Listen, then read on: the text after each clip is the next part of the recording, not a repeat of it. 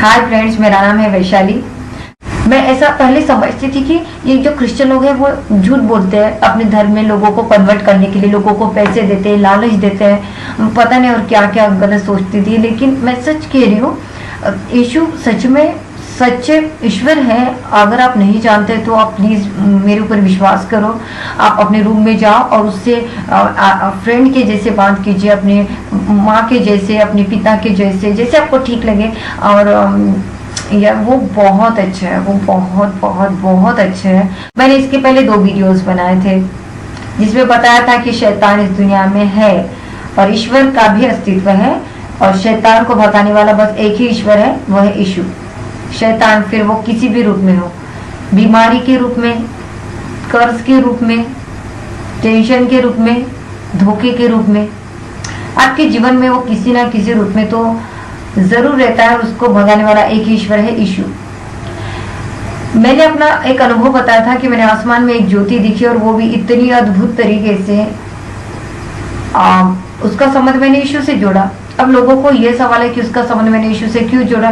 अभी मैं किसी को बता रही हूँ तो वो उसका संबंध दूसरे अपने अपने भगवानों से जोड़ रहे हैं। मेरे साथ उस वक्त हनुमान का परम भक्त था जो रात भर जाग कर अपने भगवान की पूजा करता था। वो भी उस ज्योति का संबंध यीशु से जोड़ रहा है और मैं भी उस ज्योति का संबंध यीशु से जोड़ रही हूँ। इसकी वजह देखिए, अब लोगों को ये लगता है कि वो तो ज्योति थी, उसमें किसी का चेहरा नहीं था, यीशु का तो चेहरा नहीं था, है ना। लेकिन फिर भी वो यीशु की ही ज्योति थी।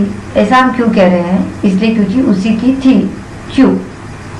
हम हमेशा ईश्वर के टॉपिक पे बात करते थे, वो अपने धर्म के बारे में, मैं अपने धर्म के बारे में।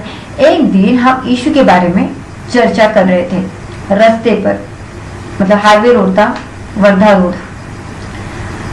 बात कर रहे थे, 9 o'clock को, अंधेरा था। वो मुझे ताई कह के बुलाता, ताई ऐसा वैसा। मैं भी उसके साथ, वो मेरे मुझसे काफ़ी छोटा था, लेकिन हम ईश्वर के टॉपिक पे बात करते टाइम काफ़ी मतलब कंफर्टेबल रहते, काफ़ी अच्छा लगता था उसके साथ बात करना। जब हमने यीशु के टॉपिक पे बात किया तब वो ज्योति हमें दिखी, और वो भी अद्भुत तरीके से। अगर आपने मेरा पहला वीडियो नहीं देखा, दूसरा वीडियो नहीं देखा, तो आप प्लीज देखिए। वो तब हुआ जब हमने यीशु का नाम लिया। मैं घर में जब आई,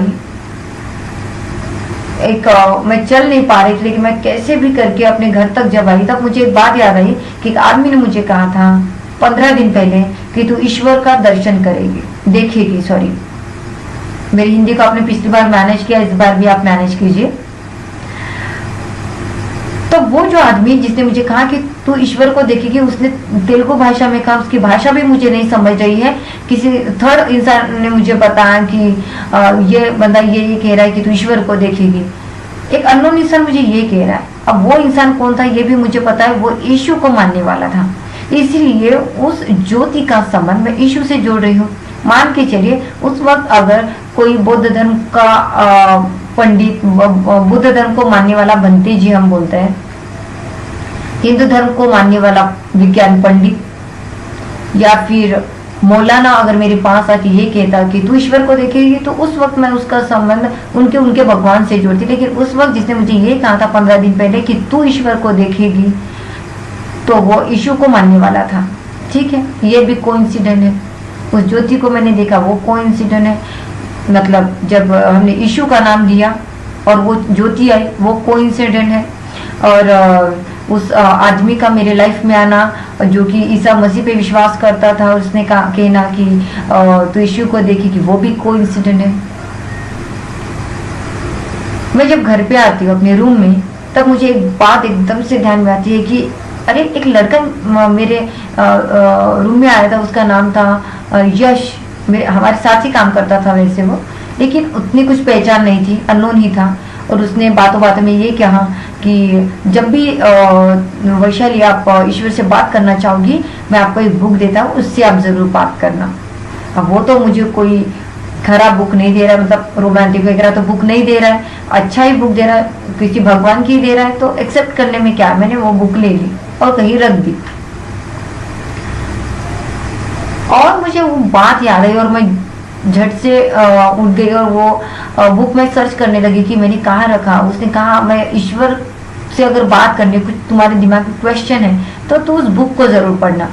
तो उस वक्त जो बुक मैंने अपने हाथ में ली उसमें लिखा था पवित्र शास्त्र, बाइबल, होली बाइबल। मान के चलिए कि उस वक्त अगर मुझे किसने कुरान दिया होता, भगवद गीता दिया होता, बुद्ध धम्म दिया होता या सिख धर्म का कोई ग्रंथ दिया होता, तो उस वक्त मैं उस ज्योति का संबंध वो भगवान से जोड़ती, उस धर्म का ग्रंथ से जोड़ती। लेकिन उस वक्त 2 दिन पहले जिस लड़के ने मुझे बुक दी थी वो होली बाइबल थी, और वो मरियम वाला बाइबल नहीं था, वो सिर्फ यीशु पे के बारे में बताने वाला बाइबल था, प्रोटेस्टेंट लोगों का बाइबल, कैथोलिक का नहीं। और फिर जैसे मैंने ऊपर देखा और मैंने कहा कि ये मेरे साथ क्या हुआ, मैं आपको कुछ पूछना चाहती हूँ।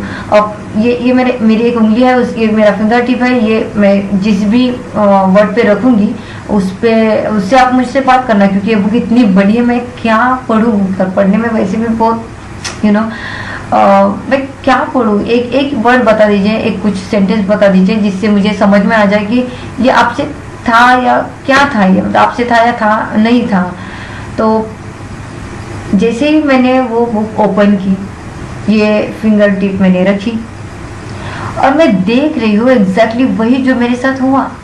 यह स्केल मराठी में तो वही है, यह स्केल का पहला अध्याय 4था वचन। हिंदी में पता नहीं यह स्केल ही बोलते हैं या इंग्लिश में क्या बोलते हैं वो नहीं पता मुझे, लेकिन यह स्केल का पहला अध्याय 4था वचन में वही था जो एग्जैक्टली मेरे साथ हुआ था। सो ये कितना अद्भुत था। क्या अभी भी मैं इसका संबंध यीशु से ना जोड़ूं? और ये स्वाभाविक है, इसका संबंध यीशु से ही जुड़ना, हर बात की एक चेन बन रही है और ये सारी चीजों का संबंध सिर्फ यीशु से जुड़ रहा है। और मैं आपको बताना चाहती हूँ, उसके बाद हमने यीशु को सामने रख के जो भी प्रार्थनाएं की ईश्वर ने, वो ये सिद्ध करके बताया हर बार कि वो ही ईश्वर है। हर बार अगर कोई इंसिडेंट यीशु के साथ हो रहा है तो यीशु को भगवान मानने में क्या परेशानी है? क्यों मुझे लोग झूठ बोलते हैं, मैं नहीं समझ पा रही हूँ और मैं झूठ क्यों बोलूंगी? आज आप जो लोग देख रहे हैं, जिन्होंने मेरे बातों पे विश्वास किया, मैं आप विश्वास के साथ कहती हूँ कि आप जरूर स्वर्ग के राज्य में जाओगे। वो राज जो ईश्वर ने यीशु ने जिस बारे में बताया था, वो आपके लिए बहुत अच्छा मकान बनाने के लिए ऊपर गए हैं और वो आपके लिए बहुत अच्छा स्वर्गीय घर बनाएंगे और वहाँ पे हम जरूर मिलेंगे। और जिन्होंने विश्वास नहीं किया, मैं ईश्वर को दुआ करती हूँ कि वो भी जल्द से जल्द बस विश्वास करे और आपका चमत्कार जैसे मैंने देखा वैसे वो लोग भी देखे। बहुत सारे लोगों ने कमेंट्स करके कहा काश मैं भी ईश्वर को देखती, काश। हर कोई देखेगा, हर कोई ईश्वर को देखेगा जो जिसने उस पर विश्वास किया। एक योग्य समय पे, ईश्वर ने हमेशा कहा कि योग्य समय पे बातें होती है। आप बाइबल पढ़िए, उसमें लिखा है, हर बात लिखा हुआ है कि मराठी में मैं बोलती हूँ कि योग्य वेळी अमुक अमुक गोष्ट घडली। तो इसका मतलब कि हर चीज का एक सही समय होता है, ईश्वर उस समय में वो चमत्कार करते हैं। लेकिन धन्य है आप लोग कि आप बिना देखे ईश्वर पे विश्वास करते हो। मैंने तो बहुत टर्म्स एंड कंडीशन थी मेरी, अगर मुझे ईश्वर दिखते तो मैं विश्वास करूंगी, ये वो मतलब। लेकिन आपने ऐसा टर्म्स एंड कंडीशन नहीं रखा है और आपने विश्वास किया है, तो मैं आपके विश्वास को, मैं सच में आपके विश्वास के लिए मैं ईश्वर को थैंक्स कहती हूँ कि सच में गॉड इज ग्रेट। और उनके लोग बहुत धन्य हैं जो बिना देखे उसके ऊपर विश्वास करते हैं। मेरा विश्वास तो बहुत ही छोटा है आपके सामने। Praise the Lord. बाय।